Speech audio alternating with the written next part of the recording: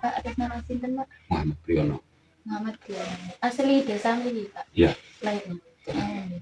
Niki PT apa Pak? PT atau CV. CV. CV apa namanya? Junior Farm Agritech. Bisa dipanggil apa Pak? Junior Farm. Junior Farm. Junior Farm ini berdiri sejak kapan Pak? Kalau 2013. 2013. Di sini kentangnya jenisnya itu berbeda atau cuma mengelola jenis satu saja Pak? Banyak. Boleh disebutkan Pak? Ada granola kembang. Granola kembang. Kemudian ada varietas-varietas yang belum kita daftarkan dalam proses pendaftaran. Itu pendaftaran apa Pak? Itu berarti hak milik Bapak sendiri? Iya. Kalau boleh tahu modal awal merintis ini itu berapa Pak? Kalau modal, kalau dalam mengawali ya penyebutan nominal. Buatan perkiraan Iya, perkiraan 5 juta. 5 juta. Belum sempat jadi seperti ini ya Pak? Ya, belum, itu hanya penanaman mungkin skala kecil. Penanaman. Awal mulanya bibitnya itu Bapak buat sendiri apa kerjasama sama orang Pak? Kita mandiri. Bapak ikut pelatihan atau bagaimana Pak? Kok tiba-tiba bisa gitu Pak? Ya alhamdulillah kita juga pernah sekolah, jadi kita juga di pendidikan juga kan gitu. Sekolah di mana? Alhamdulillah lulusan di Unmar Pasuruan. Jurusannya pertanian. Ya. Sampai sekarang ini pembibitannya berarti mengelola sendiri ya Pak? Iya, kita mandiri. Kita dari hulu ke hilir. Jadi mulai dari lab kultur jaringan, perbenihan, budidaya sampai di UMKM-nya. Niki kalau kentang kan saya belum pernah tahu pohon kentang ya Pak. Nah punten. Niki satu kali umbi napa gimana? Jadi di kentang sendiri itu ada beberapa proses, makanya mulai dari kultur jaringan, kemudian sampai di pembenihannya, kemudian sampai budidayanya. Kemudian kalau segi pembenihan itu dimulai dari kultur jaringan itu tadi. Bapak menjualnya kemana saja Pak? Di Provinsi Jawa Timur kan di luar. Kalau sehari biasanya berapa maksimal atau minimalnya berapa Pak? Pengiriman kentang? Kalau pengiriman jarang karena kita fokus di benih. Jadi kalau benih itu tidak tiap hari. Beda dengan berdagang secara utuh. Jual benihnya satu hari bisa berapa? Kalau benih bukan tiap hari, tapi musim ya. Jadi tergantung musim penanaman. Jadi dalam 1 tahun itu bisa ada 2 atau 3 musim kali penanaman. Nanti itu sistemnya diantar apa pembelinya langsung datang ke sini Pak? Kalau pembeli sekarang lebih banyak datang ke sini. Ya, jadi kalau yang baru yang luar provinsi baru melalui sekarang kan sudah melalui online, jadi sudah ekspedisi. Bapak punya toko online juga berarti Pak? Ada. Apa namanya Pak? Junior Farm. Di Shopee. Shopee juga ada. Ya. Dari pembibitan ke tumbuh kentang itu kira-kira berapa lama? Berapa hari gitu Pak? Kalau mulai dari awal, ya. Kalau dari proses pembenihannya itu kurang lebih jadi benih itu 1 tahun. Tetapi jadi kentang itu. Ya, kalau budidaya saja di lahan itu 4 bulan. Sampai sekarang yang beli paling jauh orang mana Pak? Medan ada. Daerah Jawa Timur ini banyak ya Pak? Jawa Timur hampir menyeluruh. Kalau sekarang karyawannya berapa Pak? Sekarang ada 12 karyawan. Itu warga lokal sendiri apa? Ya, lokal sendiri ya Pak? Mungkin Bapak bisa ceritakan kayak tumbuh kentang itu bagaimana Pak? Saya soalnya kan kalau di daerah dataran rendah kan nggak ada kentang gitu Pak. Kalau memang itu panjang, jadi prosesnya sebenarnya panjang. Misalnya kalau bicara hanya sebuah teori kayaknya itu akan sulit. Tapi kalau misalkan kita ada sebenarnya skema, jadi itu ada proses-prosesnya. Jadi di kultur jaringan sendiri juga ada beberapa proses yang harus dilewati. Di pembenihan juga ada prosesnya sendiri. Di budidaya juga ada prosesnya sendiri. Jadi kalau diceritakan secara utuh itu akan sangat panjang ya, sekali. Jadi minimal kita juga ada mungkin mungkin sebuah video atau apa itu ada jadi prosesnya gitu. Sudah punya akun YouTube?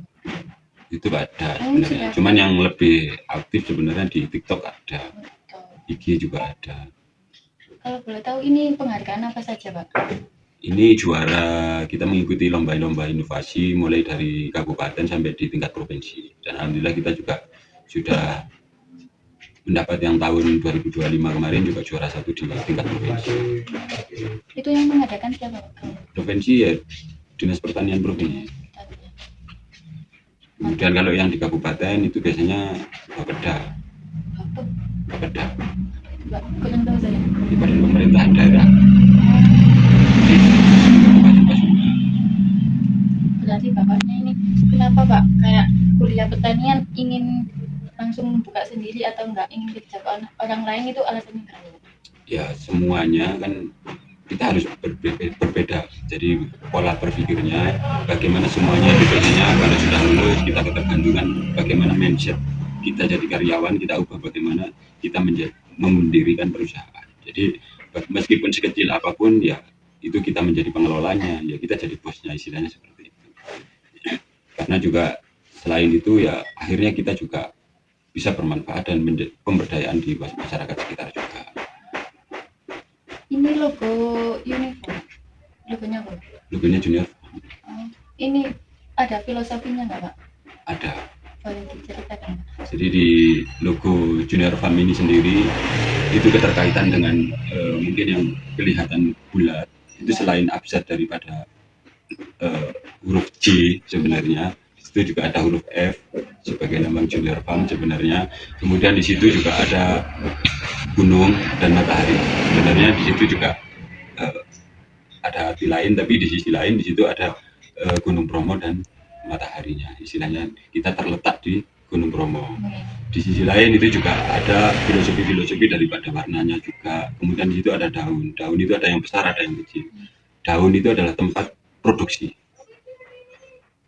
Jadi daun itu istilahnya di dalam tanaman yang mengelola atau menjadi pabriknya tanaman itu adalah di daun. Dapurnya tanaman untuk memproses semuanya sampai keluar umbi dan lain sebagainya, proses masaknya makanan itu berada di daun. Jadi sama halnya ini adalah daun, bagaimana itu adalah menjadi tempat produksi, dan kecil-kecil ini adalah cabang-cabangnya, yaitu tempat produksi-produksi yang lain. Jadi selain di dunia pertanian, kita sekarang juga menerapkan di peternakan juga. Jadi ada integrating farming namanya. Jadi kemudian juga ada cabang-cabang itu, selain dari kegiatan aktivitas yang kita lakukan itu juga istilahnya itu bisa bermanfaat buat semua. Kemudian ada matahari kan juga otomatis bisa bermanfaat buat semuanya kayak gitu. Jadi di logo itu sendiri warna pun apapun juga di situ sebenarnya ada beberapa makna sendiri. Pak, kan biasanya kalau hari raya saya kalau ngupas kentang itu ada yang warna kuning, ada yang putih. Itu jenis kentang apa Pak? Kalau kuning itu lebih cenderung ke konsumsi, ke sayur. Kalau putih itu cenderung untuk pembuatan industri. Kalau Bapak mengelolanya apa? Semuanya ada. Dua-duanya ada. Bahkan kentang merah pun kita juga ada. Warnanya merah Pak? Kulit merah, dalam kuning. Baru tahu Pak. Soalnya kentang merah itu juga premium, dalam artian memang tidak semua petani menanam. Itu sangat langka barangnya, jadi makanya harganya juga tinggi. Karena itu lebih ke kesehatan. Jadi konsumsinya lebih ke kesehatan. Kalau boleh tahu bibit sama kentangnya harganya berapa? Kalau ini kita harga pasti, tapi kalau untuk konsumsi atau sayur itu berdasarkan pasar, kondisi pasar. Tapi kalau pembenian itu variatif. Jadi pembenian itu ada mulai produk jaringan, itu yang dinamakan planlet. Kalau planlet itu per botol 40.000. Kalau stek, kemudian itu ada perbanyakannya melalui stek. Stek itu punya 1.500. Kemudian kalau stek itu ditanam itu menjadi genol atau generasi nol. Itu harganya juga per biji itu 2.500. Kemudian ada G2, ada G3 bahkan. Nah, jadi itu juga sangat variatif. Ya. Kentang cuma segitu tapi luas ya Pak? Ya, jadi semua tanaman sebenarnya sama prosesnya.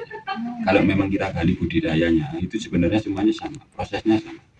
Jadi lebih panjang, apalagi kan kita berkecimpung di hulunya, jadi makanya panjang.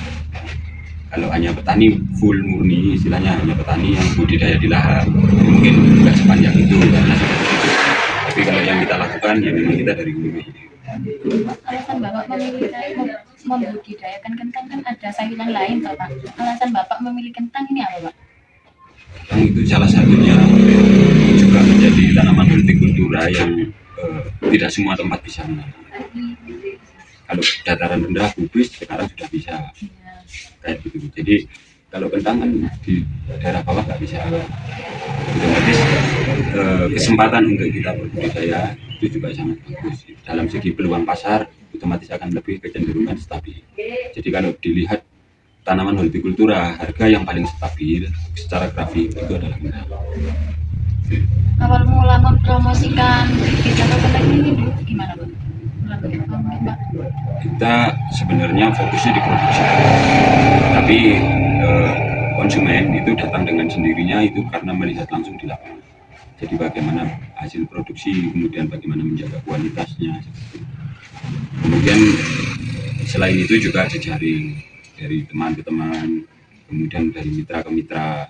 Kemudian kalau sekarang mungkin karena dunianya adalah medsos, ya kita perkenalkan melalui medsos. Tapi itu pun bukan pemasaran sifatnya sebenarnya. Kita lebih ke edukasi. Jadi di situ lebih ke edukasi, tetapi petani secara tidak langsung mereka pasti akan membutuhkan benihnya dan lain sebagainya. Jadi sudah banyak sekali penjualan yang kita lalui istilahnya melalui medsos juga. Bapak membuka kemitraan Pak? Ada kemitraan. Berapa Pak? Kalau kemitraan sekarang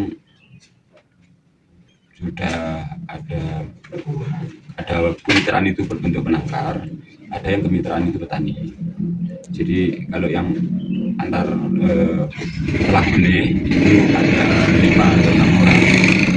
Kemudian kalau untuk petani ya kurang lebih sekarang ada